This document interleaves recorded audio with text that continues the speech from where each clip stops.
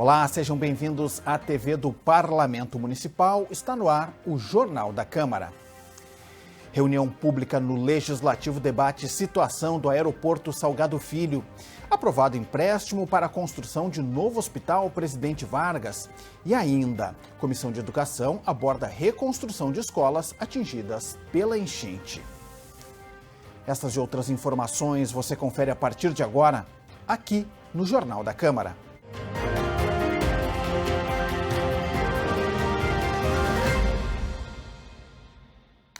A Câmara da Capital realizou debate público para tratar sobre a situação do aeroporto Salgado Filho, aqui em Porto Alegre. O térreo e a pista foram alagados pela enchente. O terminal segue fechado para pousos e decolagens. A reunião pública foi conduzida pelo presidente da Câmara, vereador Mauro Pinheiro.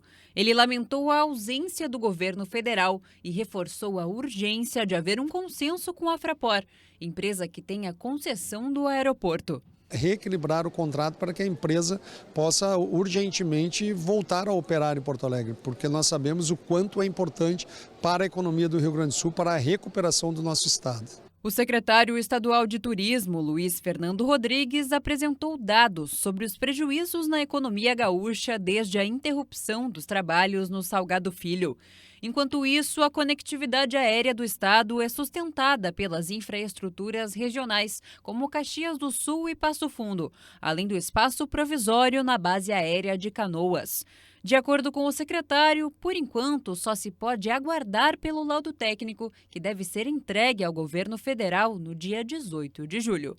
Esse laudo técnico terá que vir de um ponto de vista otimista. Logo ali na frente nós teremos que abrir o aeroporto no menor prazo possível. Cada dia do aeroporto Salgado Filho fechado representa de impacto para a economia local de 10 a 15 milhões de reais, conforme apontam os estudos econômicos da área.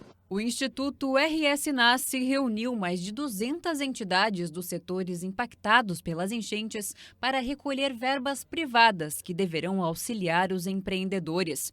Na ocasião, o presidente da iniciativa, Vinícius Garcia, cobrou da Fraport um posicionamento mais claro sobre o prazo de retomada do aeroporto. Imagina que a gente tinha 160 voos diários no aeroporto Salgado Filho. E hoje a gente consegue ter, recentemente, 14% desse fluxo. Descendo por Caxias do Sul, descendo por Torres. Então a gente teve uma avalanche de derrubada de grandes eventos. O consenso entre os presentes é que o prazo máximo de retomada deveria ser para setembro, mas a estimativa da Fraport é para dezembro. Como encaminhamento, Pinheiro exigiu uma audiência pública com caráter de urgência entre a Fraport e o governo federal para solucionar os imbróglios e agilizar o processo de retomada. Em nota, a presidente da concessionária justificou o não comparecimento à audiência pública e reforçou o compromisso de manter o contrato. O Legislativo aprovou o projeto que autoriza a Prefeitura a contratar empréstimo para a construção do novo Hospital Presidente Vargas. O valor pode chegar a 300 milhões de reais. A matéria foi defendida pela base do governo e aprovada com 24 votos favoráveis, 7 contrários e 1 abstenção. O texto autoriza o Executivo a contratar empréstimo junto ao Banco Regional de Desenvolvimento do Extremo Sul, BRDE, até o valor de 300 milhões de reais. Segundo a Prefeitura, o recurso será destinado à construção do novo Hospital Materno-Infantil Presidente Vargas. A importância do Hospital Getúlio Vargas para o Presidente Vargas, para Porto Alegre, é enorme. E nós estamos aqui fazendo um empréstimo para a saúde. A saúde precisa de hospitais. Eu até não entendi porque a oposição votou contra a construção de hospitais. Eu estou feliz por termos aprovado já. É um bom projeto, a Câmara entendeu, a grande maioria da Câmara entendeu. E o Hospital Presidente Vargas terá esse aporte importante para ser construído um grande e novo hospital.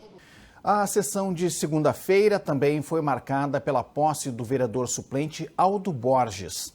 O parlamentar assume na bancada do PSDB, no lugar do vereador conselheiro Marcelo, licenciado por motivos de saúde. Aldo Borges foi supervisor-geral do Cine e atuou por 9 anos na EPTC. O parlamentar, que é líder comunitário no bairro Teresópolis, zona sul de Porto Alegre, disse que vai trabalhar por toda a cidade com projetos voltados ao trânsito. É um misto de sentimentos, é emoção com um sentimento de muita responsabilidade em estar representando a sociedade de Porto Alegre. Mas a gente está com bastante vontade, com bastante garra, como eu sempre tive, muita disposição para ajudar o povo, ajudar a reconstruir neste momento a nossa cidade. Aldo Borges ocupa a cadeira do vereador conselheiro Marcelo, do PSDB, até sexta-feira. O parlamentar está licenciado por motivo de saúde. No próximo bloco do Jornal da Câmara você confere. Comissão de Educação debate reconstrução das escolas e retomada das aulas após a enchente. E mais, CPI da Equatorial houve representantes da empresa de energia elétrica. É já, a gente volta em seguida.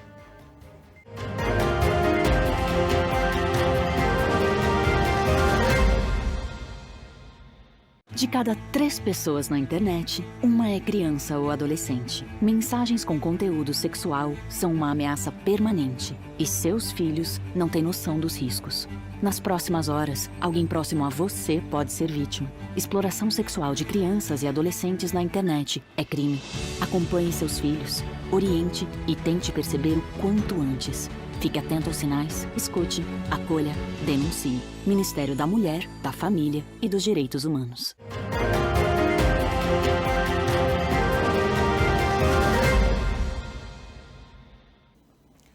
A reconstrução das escolas invadidas pelas águas e a retomada das aulas na rede municipal foram os temas abordados na Comissão de Educação nesta semana. O governo não deu prazos para a normalização das atividades e afirma que ainda avalia os danos causados nas instituições de ensino. O repórter Gilberto Caetano acompanhou e tem mais informações. Olá, Gilberto.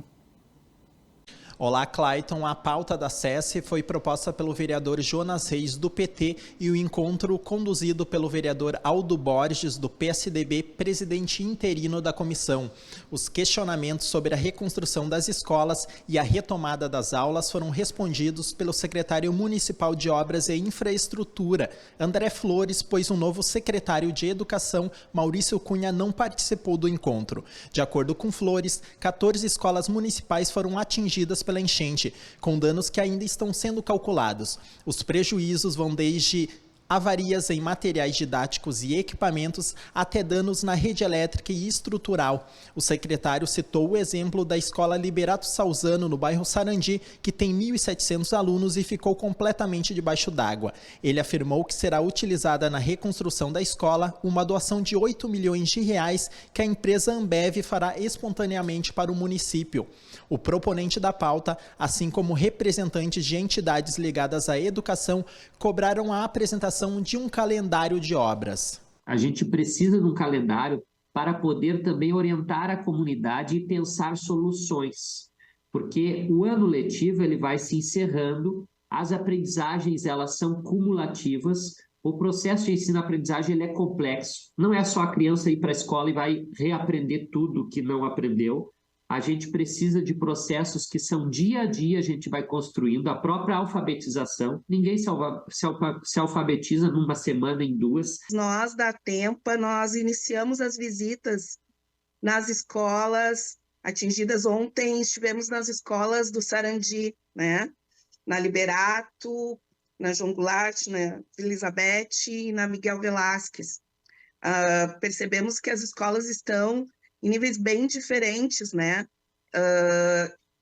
Até em relação à própria limpeza. A gente vive, historicamente, na rede municipal de ensino, uma grande dificuldade de manutenção dos prédios escolares. E o quanto isso somente, infelizmente, agravou com o alagamento, com a enchente, e o quanto destruiu, né, alguns prédios escolares. E a gente não consegue ver hoje, por parte da Prefeitura Municipal, uma expectativa que seja mais concreta no sentido de dar uma solução definitiva para isso.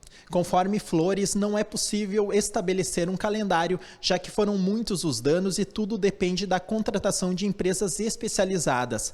Para ele, a estipulação de prazos pode vir a frustrar pais, alunos e servidores. A gente, claro, está fazendo todo o esforço para retornar o quanto antes, só que hoje dizer um calendário é com baixo grau de precisão, não por falta de esforço, não por falta de investimento, mas justamente pelas decorrências de tu fazer. Nós estamos ainda quase que avaliando esses impactos, porque os impactos mesmo enquanto a gente já está executando o serviço, aparecem novos impactos dessa enchente. Não sei se ficou claro o que eu dizer, para mim é claro, mas à medida que tu vai tirando água, vai tirando lixo, vai trocando os disjuntores, vão aparecendo outros problemas que era impossível a gente ver enquanto não tivesse feito esses primeiros serviços que já estão sendo feitos em praticamente todas as escolas. Me dizem que ainda 4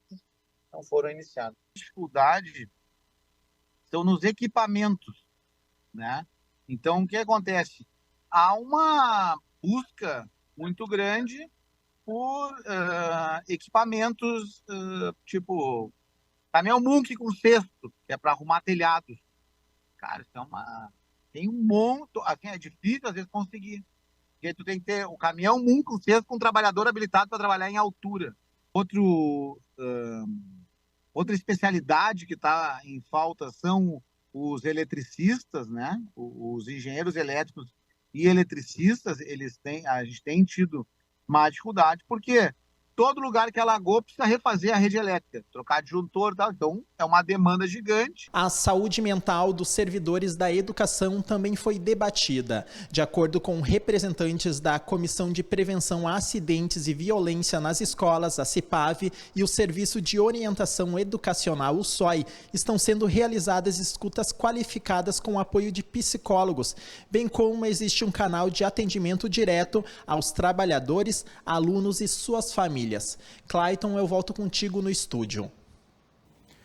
Obrigado, Gilberto. Seguimos ainda falando sobre educação. Estudantes e professores de universidades estão preocupados com o deslocamento de passageiros da região metropolitana para a capital na retomada das aulas. Na impossibilidade do trem chegar até o centro de Porto Alegre devido aos estragos causados pelo alagamento nas estações, a Comissão de Transporte e Habitação sugeriu, na reunião desta semana, a criação de linhas de ônibus emergenciais para os estudantes.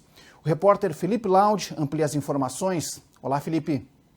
Clayton, durante a reunião da CUTAB, estudantes e professores da PUC, da URGS e também do Instituto Federal pediram apoio da Câmara para que os vereadores possam garantir o acesso dos estudantes da região metropolitana às aulas.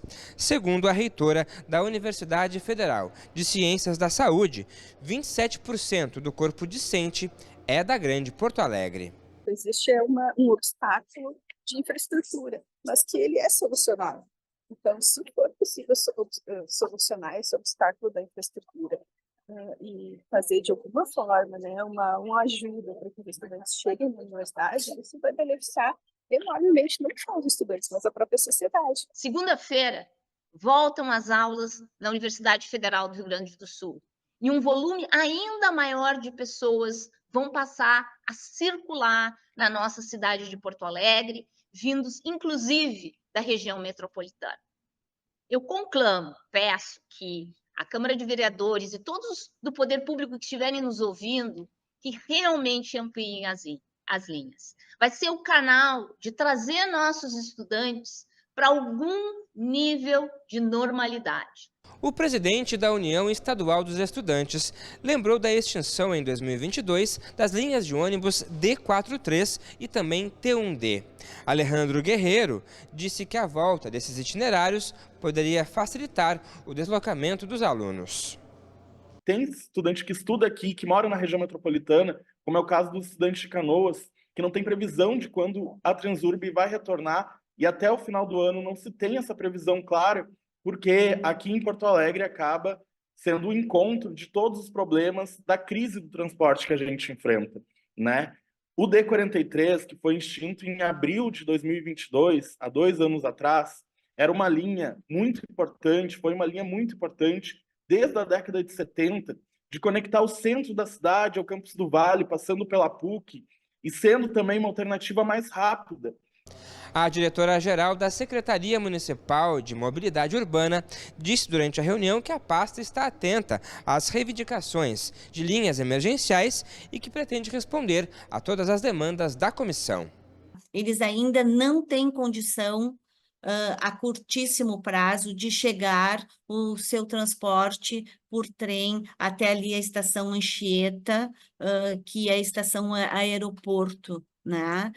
Porque assim, ó, no momento que a gente tiver esse trem mais próximo, a gente sim já está se debruçando num plano de atendimento que nem a gente sempre fez com relação a um transporte emergencial quando tem uma falta de luz ou um alagamento mesmo na estação do trem, aonde a gente pega com linhas urbanas, né, na ponta da cabeceira onde que chega o trem e traz para o centro da cidade. A gente está trabalhando nesse plano, mas a gente precisa que o trem chegue mais próximo de Porto Alegre. O gerente de planejamento de transportes da EPTC explicou que a extinção das linhas D43 e T1D ocorreu por questões técnicas. O que aconteceu com isso? Os tempos de viagem, eles ficaram praticamente os mesmos. Então, se incorporou a operação de uma linha direta na linha paradora, a fim de, ao longo de todo o dia, ao longo de toda essa operação, tu ter uma maior frequência. A gente tinha já naquele momento, pós-pandemia, uma redução muito grande de passageiros no sistema.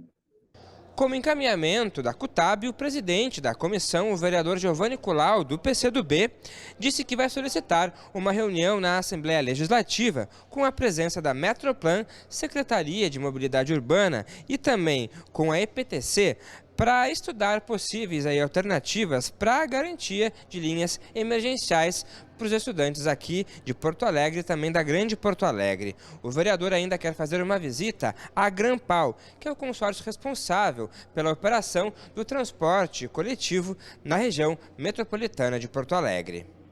Eu entendi que o raciocínio aqui do Poder Público Municipal é que pelo tempo de deslocamento semelhante das suas linhas paradouras, essas linhas diretas elas foram incorporadas.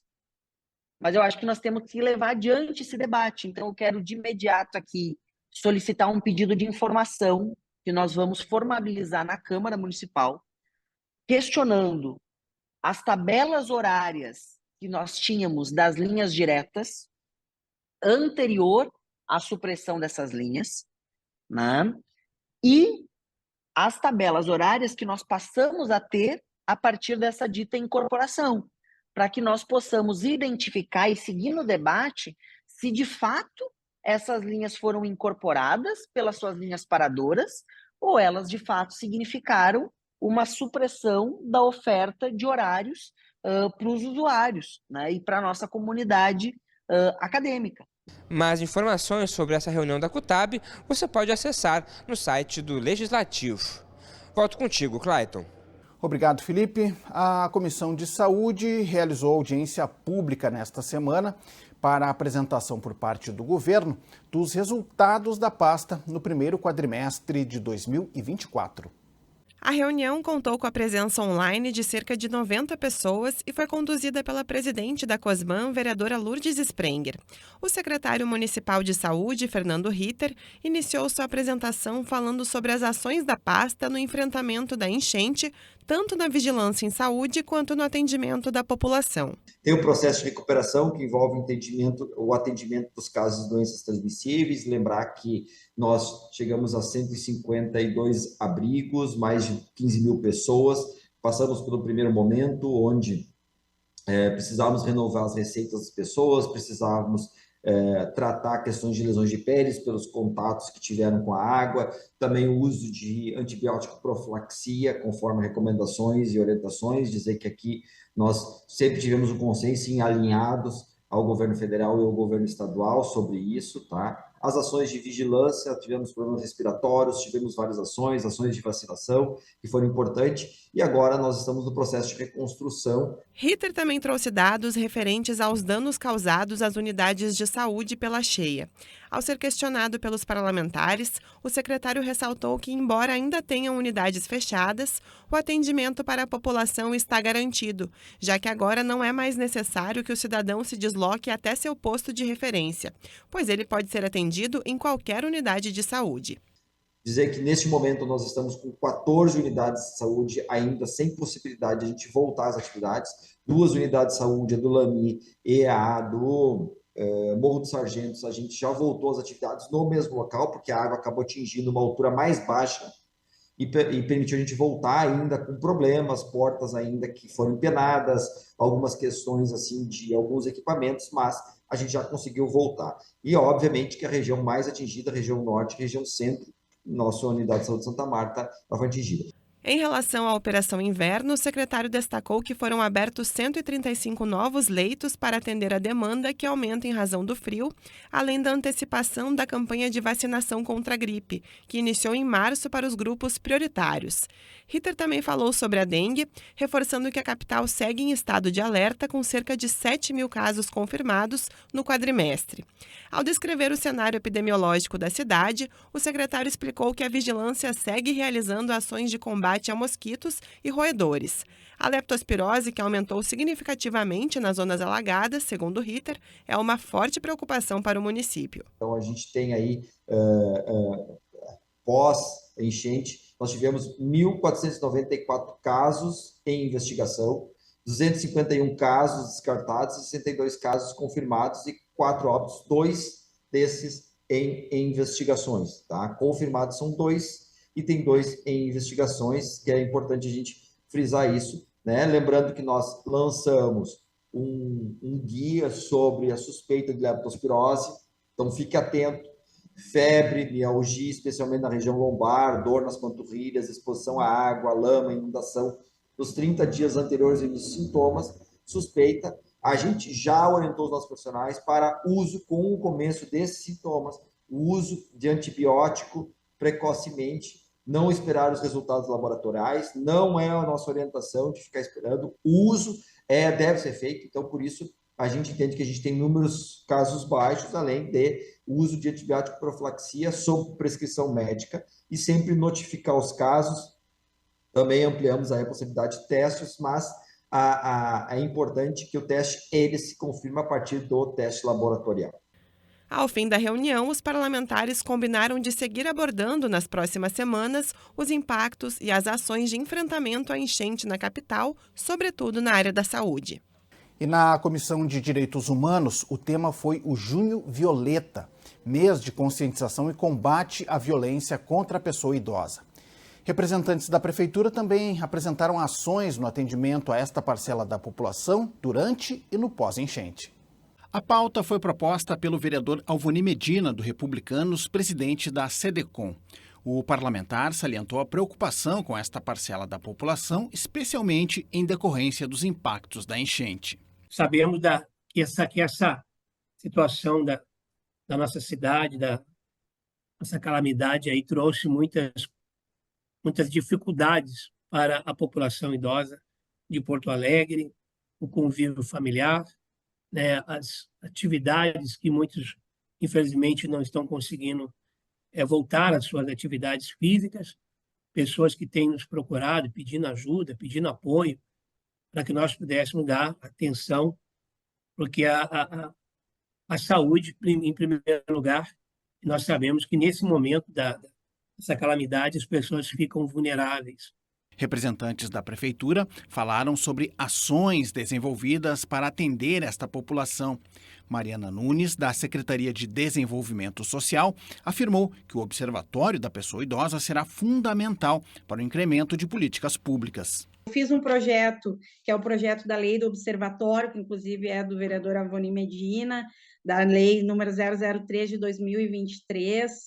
Esse projeto de lei maravilhoso que o senhor Alvoni Medina, vereador, fez, é um projeto muito importante para nós, que esse projeto ele visa o cruzamento de dados já existentes nos diversos serviços no município de Porto Alegre, para que esse banco de dados ele nos possibilite ter subsídios maiores para políticas públicas mais eficazes. E esse projeto é um projeto que eu tenho batido muito na tecla com a nossa secretaria, com a nossa diretoria dos direitos humanos, para que a gente consiga dar andamento para fazer esse mapeamento da pessoa idosa em Porto Alegre. Acredito que isso seja primordial nesse primeiro momento, para que a gente consiga atingir o idoso de uma forma mais eficaz com essa política pública. Por parte da Secretaria Municipal de Saúde, Clésia Ziemann destacou apoio nos abrigos, especialmente em relação à saúde mental dos idosos no contexto da enchente. A pessoa mais jovem, quando perde sua casa, ela consegue se reconstruir muito mais rapidamente do que uma pessoa idosa. Então, a gente nota este problema de saúde pública, a questão da violência autoprovocada, tentativa de suicídio, a questão de saúde mental. E como é importante, então, esses profissionais da rede, tanto da unidade de saúde, psicólogos, assistentes sociais, educadores físicos, enfermeiros, também os da assistência sociais em conjunto, para darem este apoio a estes abrigos. Para aumentar os atendimentos na área da saúde mental, Mariana Nunes afirmou que o projeto já em andamento deve ocorrer também presencialmente. Por enquanto, o projeto ele está sendo feito de forma online, mas estamos articulando com a Associação de Moradores ANVEP. Vamos conversar com o pessoal lá para a gente ver se consegue trazer esse projeto de forma coletiva em atendimentos na Associação de Moradores. A intenção é expandir esse projeto para que a gente consiga trazer esse atendimento para essas pessoas idosas que foram afetadas, né? E trazer esse acalento, esse olhar, essa escuta amorosa e qualificada, né, pelos psicólogos e médicos envolvidos no projeto. Denúncias de violências e dúvidas sobre o atendimento à pessoa idosa podem ser obtidas pelo telefone 0800 642 0100 do Centro de Referência de Direitos Humanos. A Comissão Parlamentar de Inquérito que investiga a atuação da CE Equatorial em Porto Alegre realizou nova rodada de depoimentos nesta semana.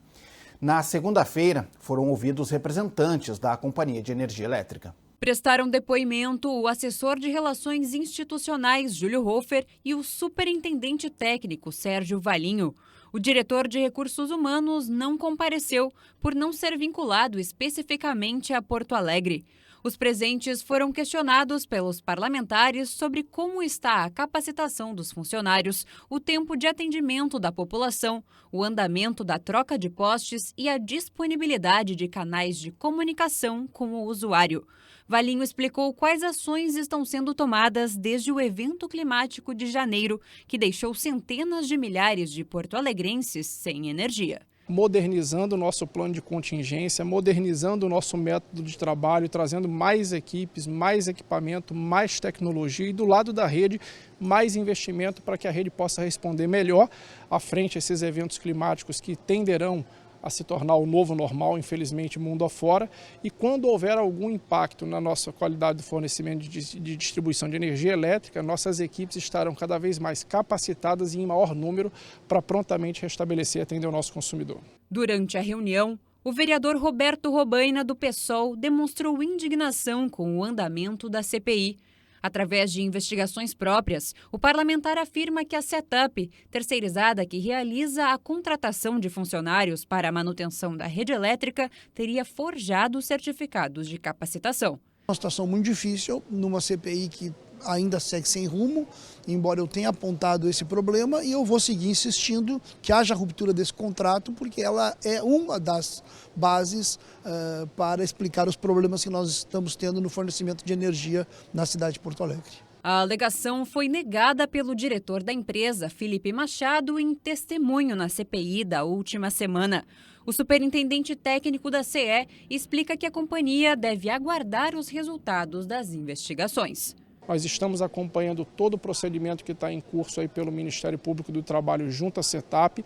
Neste momento de crescimento da mão de obra, estamos buscando inclusive outros parceiros para nos acompanhar nessa jornada. Mesmo com a garantia de mais investimentos, a presidente da CPI declara que ainda não é possível registrar a mudança no dia a dia da população, já que os gabinetes dos parlamentares ainda recebem diversas reclamações de falta de energia diariamente.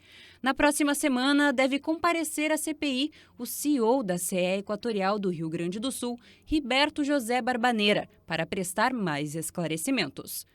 O que realmente está sendo construído, o que está sendo entregue, para que a gente possa cobrar, porque depois desse relatório, como eu sempre disse, nós vamos entregar para o Ministério Público para que eles avaliem e vejam. Já tem um trabalho, né, um grupo de trabalho com o Ministério Público, mas eu acho que isso fortalece a cidade de Porto Alegre para que a gente possa cobrar de forma mais pontual o trabalho da CE Equatorial junto ao usuário de Porto Alegre. O Jornal da Câmara de hoje fica por aqui. Mais informações do Legislativo você confere no site da Câmara de Vereadores de Porto Alegre. Acesse também as redes sociais da TV Câmara. Muito obrigado pela sua audiência. Você já sabe, a gente se encontra na próxima edição. Até lá!